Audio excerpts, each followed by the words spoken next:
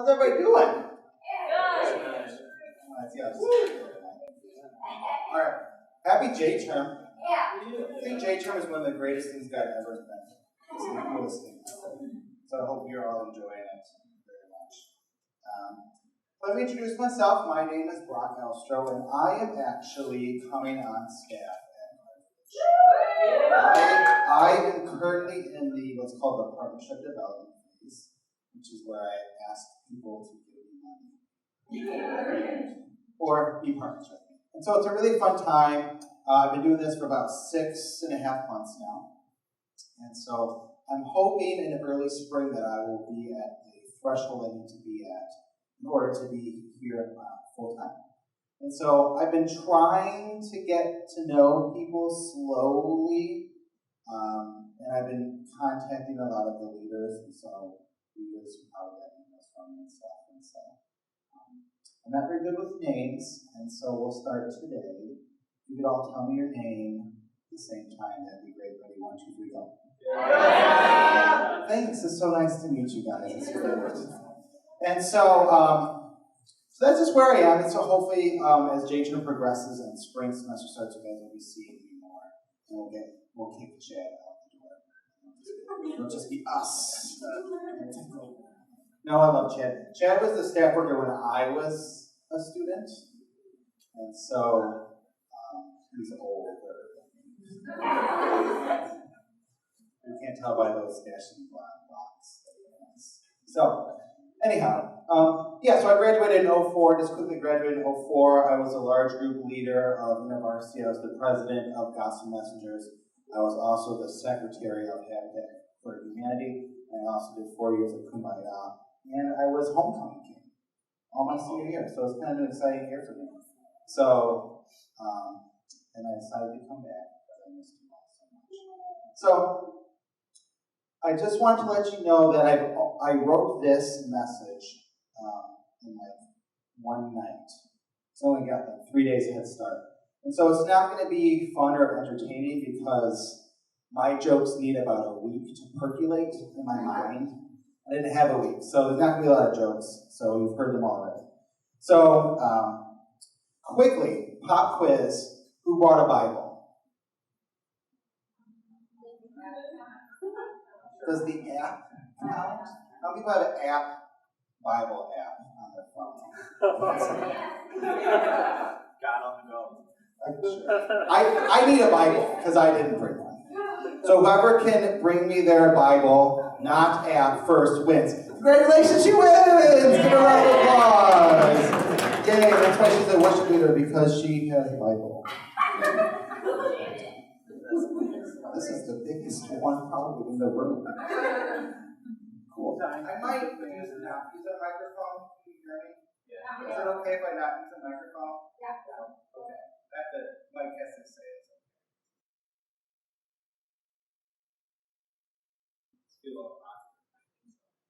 Anyhow, I am speaking about community and unity.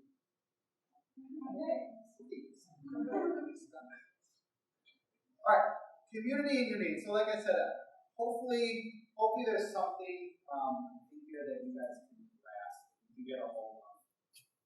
Try to find a thread or two through scriptures and through church. And so hopefully there's something here for you guys to chew on for a little bit. Because it's a really great thing, unity, and I'll tell you the punchline right now. You can't have one without the other. At least not in enough thing. So when we talk about community, we have a true community, really solid unity. So I'm kind of going to hopefully show you what that is. First things first, in community, just in general, I kind of want to give you kind of the bottom line. First of all, we can't be a Christian by ourselves. So we need a community. And why is that so? Because, first of all, God commanded it. Okay?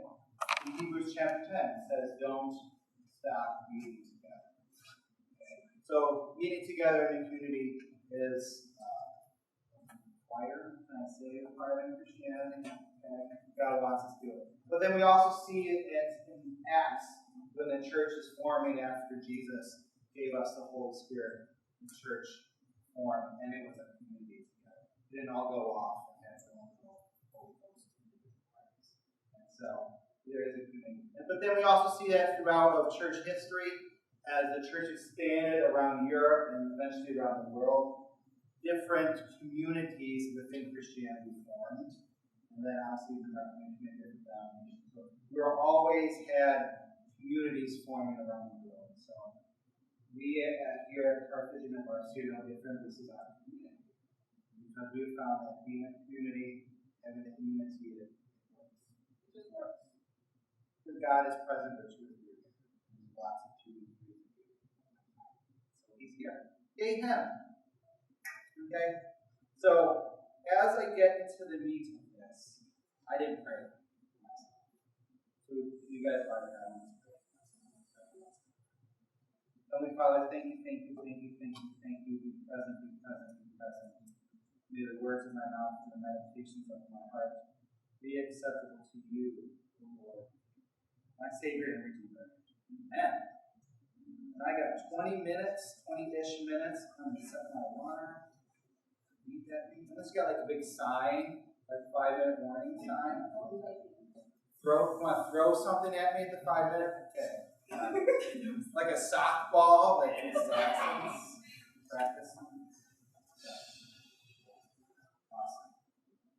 What I wanted to start off with is give you what I think are the three most important biblical examples of community, or what the community should be. Like, this is our goal. This is what we're going for. And the first one is God Himself, or the Trinity. Okay? God is community. Father, Son, Holy Spirit, one and three different. It's crazy to try to think about it too much; it will blow your mind. But He's the first community. He is community Himself. And so as we think about why do we need a community, because if we are to really grow and be like God, be like Jesus wants us to, then we have to be community, because that's who He is. And so I like St. Augustine. He's really cool. And then he has this really great analogy where he says that the Father and the Son, since they love each other eternally, that love is so much, so powerful, so strong, that actually gave them the Holy Spirit. The Holy Spirit was both a combination of the two, again, individual unto itself. It's a really great analogy of what it means to be a community, with love being at the center of the community. I think the second great community that we see in Scripture, barely second, it's a close second to number 3, but I think the second one that is most important is marriage. Okay, as we look at marriage and that first unity, and we actually have the first command from God. It says, "Go and be fruitful and multiply." That's God's first command to us. And so, is anybody else married in here? Like me and Chad. So I won't dwell on marriage because you guys will figure that out. What marriage is all about.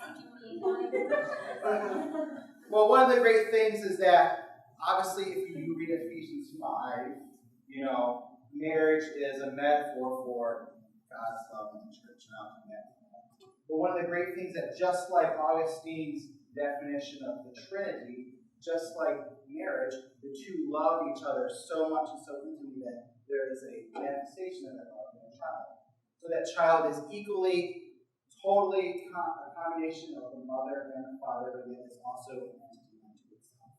And so there we have another community, a Trinity. All right. Thirdly, is the church. I just mentioned that the marriage and the church form a unique relationship, a unique community. But obviously, as we read Acts, as we read through the epistles of Paul and Peter and John, that it's really stories about the church. We see in Acts, I really want to look at Acts. So if you have a Bible, open up to Acts. I'm going to read in chapter 2.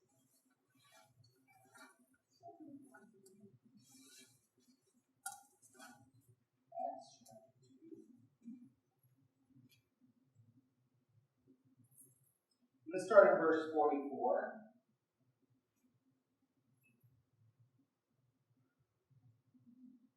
Then all the believers met together, in one place and shared everything they had.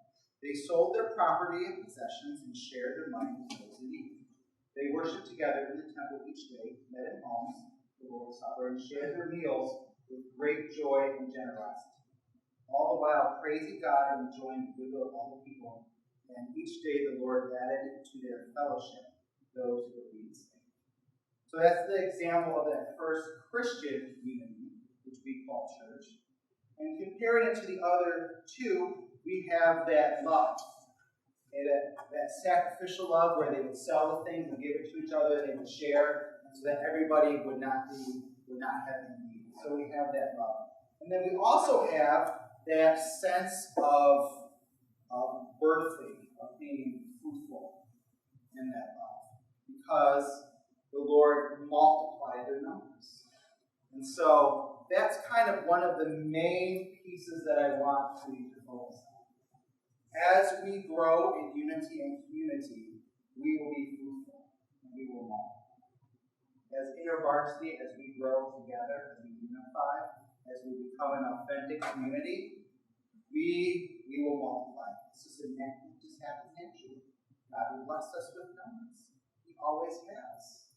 He always has.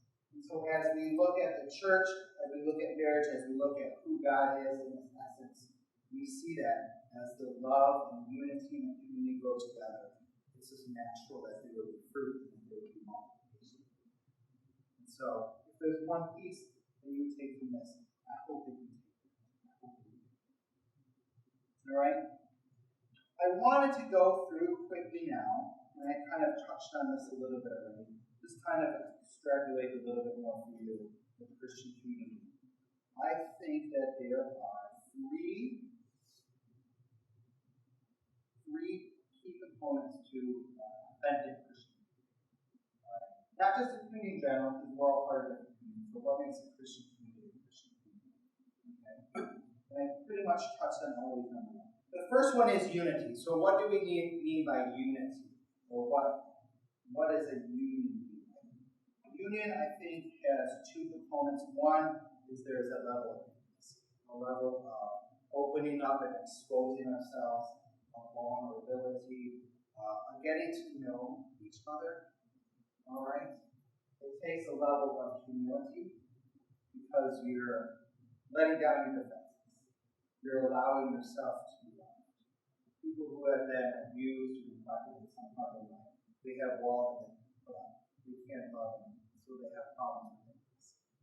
All right? And so there's that humility of knowing that I'm putting my safety and my well-being in someone else. And so obviously as Christians we know that we have homelessness because He's going to take care of us. He's going to provide for us. We need that to give us for God. So that's a good thing. So we need to be humble in that. The second one, which is kind of obvious, the second part of intimacy is that there needs to be communication or some type of relationship. If I can't open up if I'm not communicating myself, if I'm not talking or texting or Facebooking or tweeting or whatever Instagramming other people. So if I'm not communicating, if I'm not striving to be in a relationship with each other, I'm not. And so what's similar is that as we look at the Christian community, as we grow, these are all things that we need to do with God. We need to open ourselves and become hungry for God and allow Him to communicate Himself to us and allow us to communicate with Him, which we call prayer. Okay? And so humility and communication or humility relationships is what kind of creates kind of that intimate bond in a community. I know a lot of times, like when we hear the word intimate, we usually think of marriage. Kind of like that. Because although it is an intimate relationship, which no one else can share. The second part of unity is I think that it needs to be purposeful. Unity doesn't happen by accident. Okay? Which is why we're going to play this little activity. We're gonna work on unity and find things that unify us or those connecting pieces. But it has to be purposeful. On campus there are lots of different communities that have lots of different purposes. If you're on a sports team, hopefully your purpose is to win the championship. And so that purpose or that mission unites the sports team. If you're in the DUs, you have a purpose. And I don't know whether it's who's a DU. What's the purpose of DU? Why would you want to be a DU? There's not one answer to that, but one of our models doesn't better than that. Agree?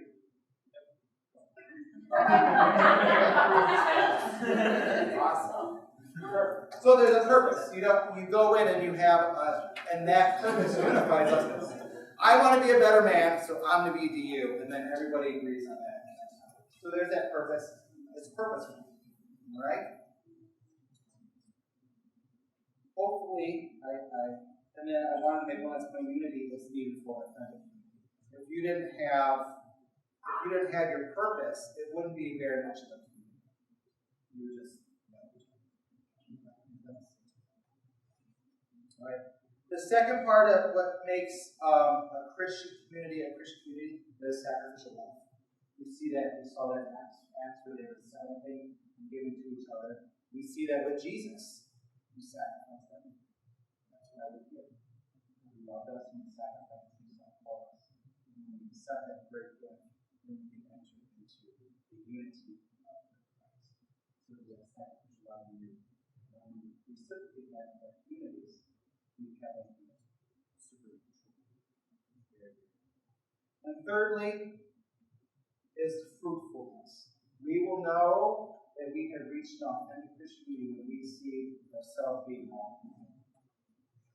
As leaders, and future leaders, you know that you are being a good leader when you see yourself multiplied in how you live. When you see people coming to faith because of you. You see people stepping up in leadership positions because of what you do. All right? Because authentic community will always grow naturally. We see it, how many times the scripture tells us to evangelize, to share our faith, to, serve the poor, to spread out, to go, to multiply, to grow, to expand. Expansive. And so, as we grow in our unity, it should be getting deeper. And so that's Christian community. That's what we're striving for. We wanted to switch gears now and kind of talk about InterVarsity. And we'll talk about InterVarsity. InterVarsity is Christian community. All right. I kind of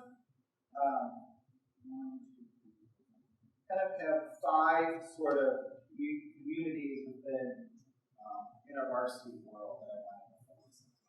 And I'm going to start with the most important one, and I'm going to work at it. Okay? So the most important InterVarsity community is the witnessing, small group witnessing communities. Okay? These are the most important ones. I'll give you 5 reasons why I think witnessing communities, small group witnessing communities, are the most important communities. Number 1 is the size. Okay? Is the size. And that size is going to make it easy to get to know each other, to know who's there. It's going to be easier to form bonds, so you have a relationship and communicating, so you know each other. Because how many people know everybody here? Okay. How many people know everybody in the small? See? Already we're seeing why the small group community is already a superior model as far as building a successful, fruitful. Okay? So we have that size. We also have discipleship. That you are studying and growing together. Because of that small size, and because you guys, it's easier to share the small size, you can disciple each other, and then with that, the third piece is accountability. You can hold each other accountability in your walk with God, you can hold yourself accountability in your prayer life, in your service life, and so on and so forth.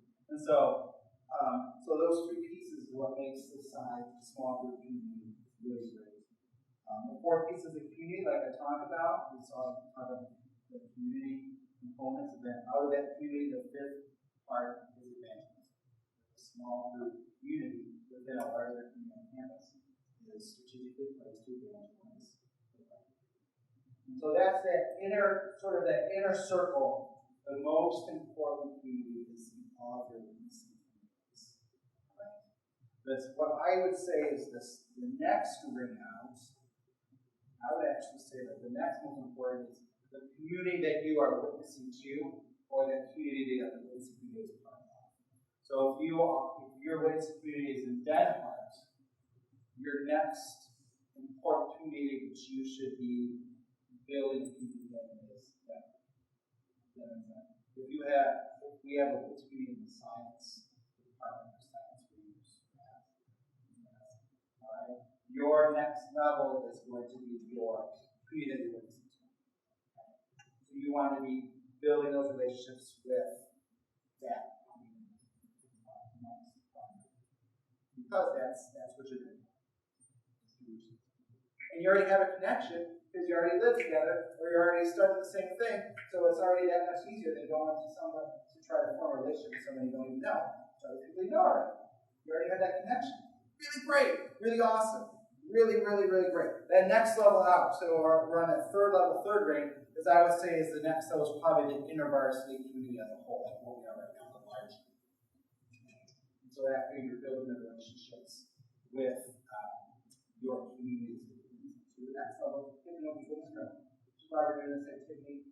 Again, it's next level support. What's great about large groups is that you have some speakers come in, so you have a message, you have worship together. A lot of those things you can't do in a small group setting as well. And so we come together and do those things. We fellowship together, we pray together. So this is stuff that helps us build. Then what's great is after that, if we are doing those three things great, the next level is the campus. We are expanding on the campus. If we catch that vision of focusing on witnessing communities and focusing on the communities that we're witnessing to, and we're focusing on this, the next thing is just going to spread. And the campus is going to be changed. And that's our goal as InterVarsity's goal is to affect the campus. It can happen. It can happen. When people really get it, there's campuses around Wisconsin that get it. There's 500 people in these meetings. That's crazy. I would love to have 500. It was already exciting that we had to pull up more chairs this night. It's J-Church. There's people in other countries that aren't even here that could be here. So this is really great. Really exciting that we're already starting to expand. So I want you to start thinking big too and getting excited that if we get this, we get witnessing communities, if we get the communities that we're witnessing to, if we start getting what InterVarsity and all about, we're starting to see transformation on this campus. And then lastly, that last ring is one of the UN General Secretaries at some point, I don't remember his name. He said that if you change the universities, you change the world. And so, if we change Carthage College, we're going to change the world. It's going to change the scene, it's going to change Kenosha, it's going to change where we're going, and it's going to spread. Right, so this is the multiplicity of the gospel people if we can get this. So that's why community is so important. That's why being unified in a purpose is so important. We know our purpose for InterVarsity. It's communities who grow in love for God, His Word, His people, and what did I miss? God, His Word, His people. What did I miss? Purposes. There we go. That's why He's. Okay. So that gets me excited. All right. I think that order is important too.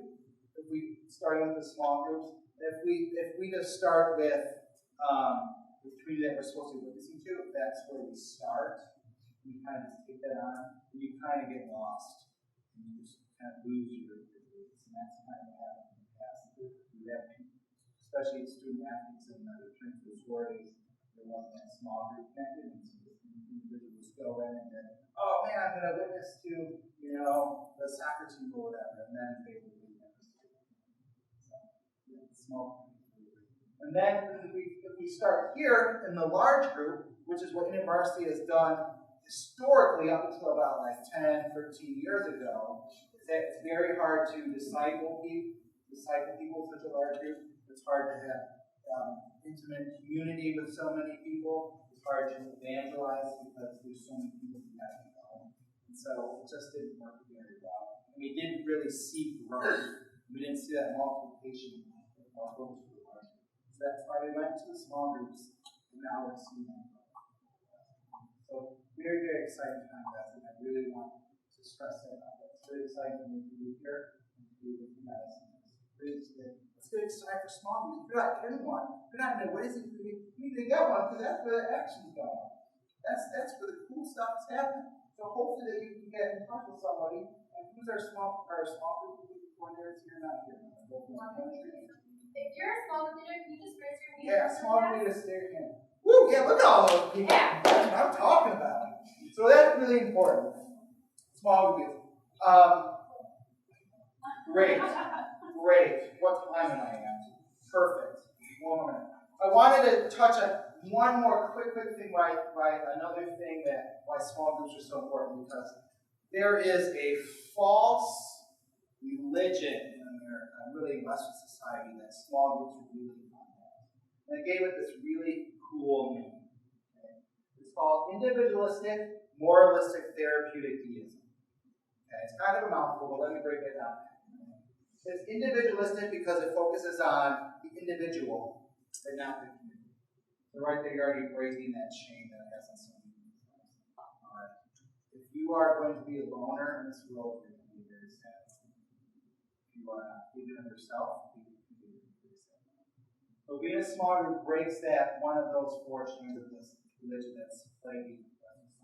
The second one is moralistic, where it's just about just be nice to everybody.